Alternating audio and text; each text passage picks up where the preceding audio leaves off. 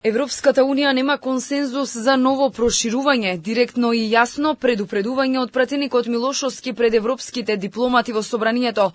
Во европските кругови веќе на големо се зборувало и се разгледувале алтернативни модели на интеграција, привилегирани партнерства или некакви асоцијативни форми, како привремени решенија се додека Унијата не созрее за ново полноправно членство. Подсети дека Македонија во 2009 година го доби првиот извештај од Европската комисија, кога од тогашните представници беше порачано дека земјава е подготвена за ЕУ. 16 години подоцна, 16 извештаи и се уште ништо.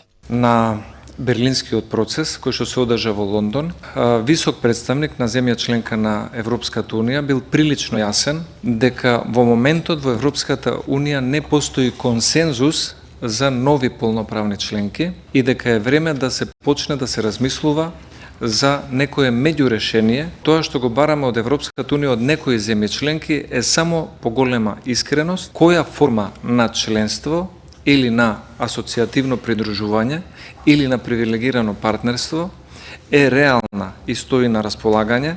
И покрај директното предупредување на Милошовски дека Македонија не е во ќорсокак само поради недоволна работа дома или уставните измени, туку и поради реалната европска неподготвеност, евроамбасадорот Рокас со дипломатски тон. Да може да работиме како Европска Унија и Северна Македонија и со поширокиот регион. И само тогаш можеме да сметаме дека европското семејство е целосно, комплетно, и да одговорам на Антонија Милошовски, ова е најискрено.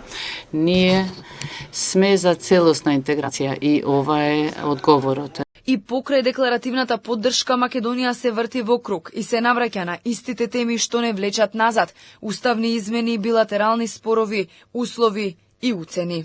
Ако ние кои влеговме во процес на стабилизација и асоциација, се уште не сме стигнале, значи, да бидеме реформирани, тогаш тоа зборува за нешто друго. Зборува за филозофија, што не е филозофија на морков и стап, зборува за терапевтско управување, зборува за диригиран суверенитет. Председателот на Советот за евроинтеграција Филипче предупреди дека мора да се има поголема политичка волја за реформи, поубедлива борба против корупцијата и независно судство. Го губиме времето, го завршивме скринингот од 2023 година и ако и следната година, за 26-та добиеме ист таков извештај, се постава прашањето дали Европската Унија нема да не врати повторно на ниво на скрининг на државата.